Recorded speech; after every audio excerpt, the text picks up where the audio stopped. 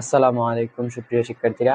আজকে আমি তোমাদের সামনে নিয়ে এসেছি তোমাদের জেনারেল ম্যাথ সাধারণ গণিত বইয়ের অনুশীলনী 2.8 নং প্রশ্নের সমস্যার সমাধান। ক নাম্বার প্রশ্নের সমস্যার সমাধান। দেখো এখানে দেওয়া আছে p equal to set a এবং q equal to set bc হলে p into q equal to what এবং q into p equal to what. এটা তোমাদের সাধারণ গণিত বইয়ের মেইন বইয়ের প্রশ্ন।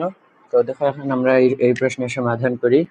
দেখো এখানে অথবা তোমরা লিখতে পারো, দেওয়া আছে p is equal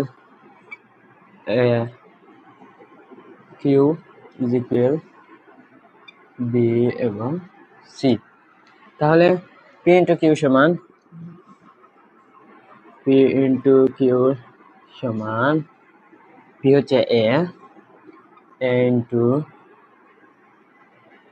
b c।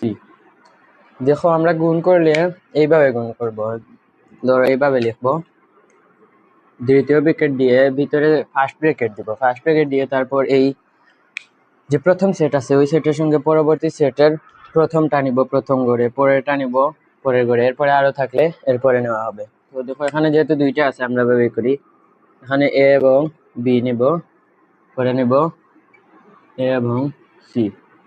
আর এটাই হচ্ছে তোমাদের মনে করো পি ইন্টু কিউ এর গুণফল। গুণ একদম ইজি।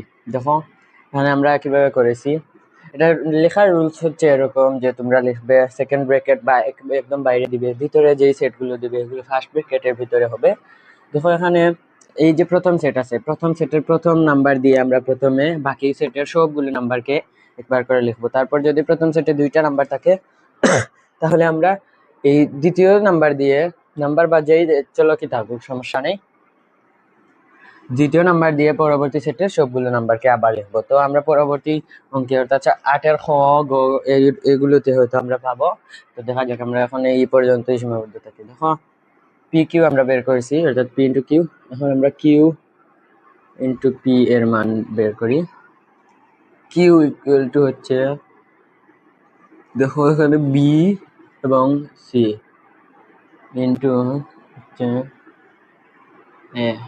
এ হচ্ছে পি ইজ ইকুয়াল হবে, দেখো আমি এখানে বলেছি যে প্রথম সেটে যে নাম্বার আছে বা চলক এটা দিয়ে পরবর্তী সেটের সংখ্যাগুলিকে নাম্বার বা চলক যেই আছে, তাহলে এটা কি করতে হবে, বি প্রথমে বি দিয়ে এ কে লিখবো আমরা।